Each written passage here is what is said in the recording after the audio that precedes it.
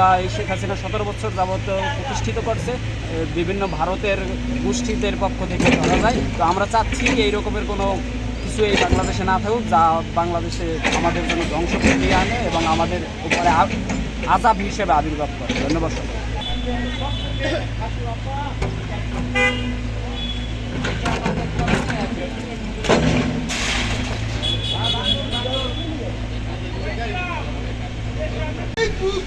শেষ হয়নি যুদ্ধ, দিল্লি না ঢাকা।